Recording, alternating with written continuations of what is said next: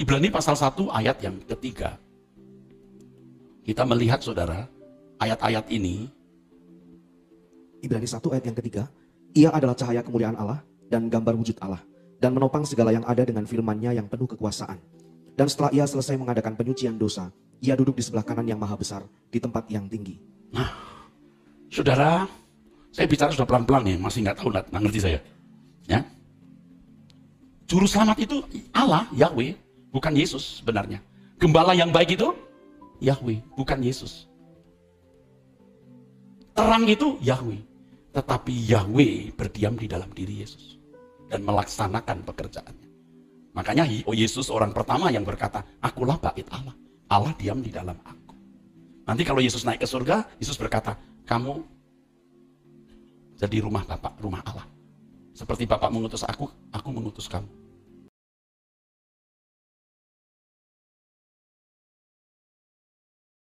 Kita yang konservatif, yang mengikuti iman Kristen dari sepanjang sejarah gereja, yang memandang Yesus adalah Tuhan, Yesus adalah Logos Allah, Yesus adalah YHWH itu sendiri, karena YHWH adalah Allah Tritunggal, maka Bapa adalah YHWH, Logos adalah YHWH, dan Roh Kudus adalah YHWH. Ya, juga yang percaya Yesus adalah satu-satunya Tuhan dan Juru Selamat.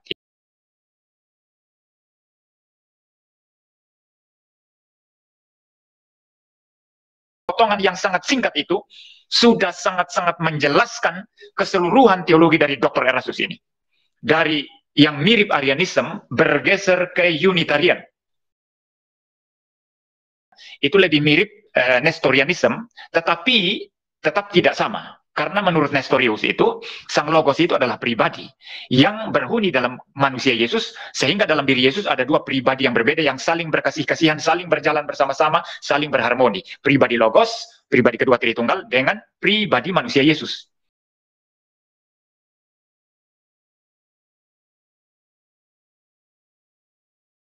Dan saat ini sudah terjadi pergeseran yang sedemikian rupa, dari posisi yang kelihatan Trinitarian, tetapi berbau Arianisme atau mirip saksi-saksi Yehova pada beberapa tahun lalu, sekarang sudah bergerak ke Unitarian, saudara.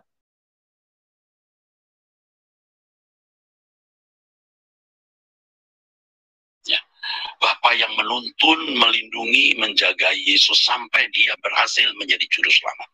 Ya, ya baik, saya stop dulu sampai di sini, saudara. Jadi, kalau Anda mendengarkan seluruh pemaparan Dr. Erastus di sana, saudara, itu memang kesan yang ditimbulkan adalah bahwa Yesus itu adalah manusia yang dihuni oleh Bapa, dalam pengertian ini Logos, karena menurut Erastus, Logos itu adalah julukan atau metonim daripada Bapa. Jadi, Bapa yang berhuni dalam Yesus, dan Bapa lah itu yang mengerjakan segala sesuatu, menjaga Yesus sampai Yesus sukses menjadi juru selamat. Nah, itu intinya, saudara, ya.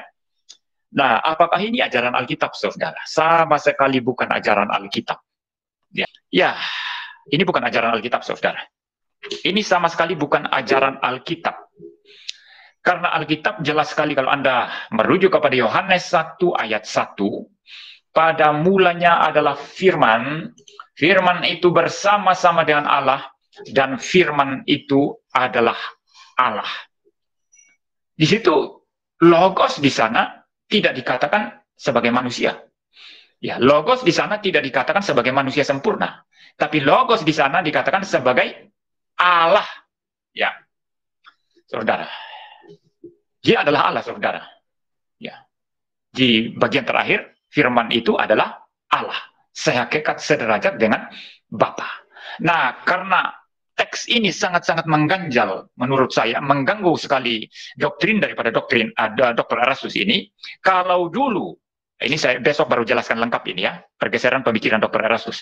Kalau dulu dia mengidentifikasi Yesus sebagai Logos, maka sekarang dia menyangkal. Secara eksplisit dia menyangkal Yesus bukan Logos. Saudara dengarkan lagi baik-baik itu dalam kuliahnya tentang Logos bagian keempat. Dia menyangkal Yesus bukan Logos, karena Logos adalah metonim dari Bapa. Logos itu adalah Bapa sendiri, atau julukan Bapa katanya. Sama seperti saya disebut sebagai, Pendeta Erastus disebut sebagai GS, Gembala Senior. Gembala Senior itu adalah metonim saya katanya, julukan saya, begitu ya.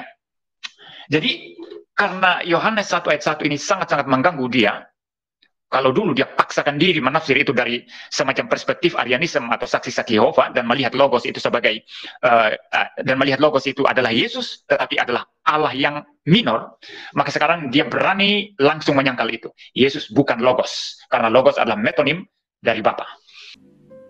Di dalam Matius pasal 4 ayat 16 dan 17, firman Tuhan mengatakan bangsa yang diam dalam kegelapan telah melihat terang yang besar. Dan bagi mereka yang diam di negeri yang dinaungi maut telah terbit terang. Sejak waktu itu Yesus memberitakan, bertobatlah sebab kerajaan surga sudah dekat. Apa yang disaksikan oleh Yohanes Pembaptis? Dia menyaksikan terang itu Yahweh. Tetapi dilakukan oleh Yesus. Yang juga telah dinubuatkan dalam Yesaya pasal 9 ayat 2. Coba dibaca. Yesaya pasal 9 ayat yang kedua. Bangsa yang berjalan di dalam kegelapan telah melihat terang yang besar. Mereka yang diam di negeri kekelaman, atasnya terang telah bersinar. Saudara tahu terang itu Allah. Yahweh, Allah pencipta langit dan bumi itu terang. Dia juga juru selamat. Dia juga gembala. Mazmur 23, ia berkata, aku gembala. Tetapi di dalam menyelenggarakan penggembalaan, dalam melaksanakan penyelamatan, Yesus yang melakukan. Nangkep nggak? Halo? Supaya saudara tahu. Itulah sebabnya Yesus berkali-kali berkata bahwa Bapa diam di dalam aku. Dia yang mengerjakan pekerjaannya. Pernyataan yang sangat eksplisit dari Dr. Erastus ini yang mengatakan bahwa Yesus itu adalah manusia sempurna. Perhatikan, Yesus adalah manusia sempurna. Saudara ingat apa ini kalau dengar istilah ini? Ingat teologi liberal ya?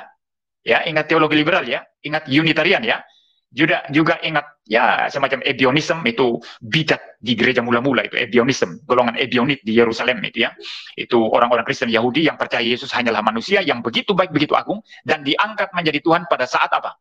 Pembaptisannya di Sungai Yordan oleh Yohanes Pembaptis gitu ya. Bahwa semua juga bersumber pada Bapa di surga. Hari ini nanti saya akan bicara mengenai Bapa Gembala yang baik. Akulah gembala yang baik. Nah, Yesus juga berkata, aku gembala yang baik. Apakah Yesus menggeser kedudukan Allah Bapa Yahweh? Tidak. Allah Bapa Yahweh mendiami tentu oleh Roh Kudus di dalam kehidupan Yesus. Maka Yesus menjadi Bait Roh Kudus. Dan Yesus berkata bahwa apa yang dia kerjakan itu Bapa kerjakan. Dia tidak bisa bekerja tanpa Bapa. Dia tidak bisa berbuat apa-apa tanpa Bapa. Jadi saudaraku, Yesuslah yang melaksanakan penggembalaan itu. Nah, itu akan saya jelaskan hari ini. Nah, saya juga kutip firman Tuhan yang mengatakan, akulah juru selamat. Tidak ada juru selamat selain aku, Yahweh. Yahweh lah juru selamat. Tidak ada yang lain, dan itu bukan hanya satu ayat. Yahweh lah yang memprakarsai keselamatan itu dari hati Bapa. Dialah sumber keselamatan itu yang mengutus putranya Tuhan Yesus Kristus dan memberikan kelengkapan kuasa. Nah, tentu nanti kita akan belajar ada ayat-ayat yang menunjukkan bahwa Bapa yang menyempurnakan Yesus, Bapa yang membangkitkan Yesus. Faktanya memang Tuhan Yesus itu tidak sederajat dengan Bapa, itu kuncinya di situ. Kalau dikatakan sederajat dengan Bapa, nggak bisa.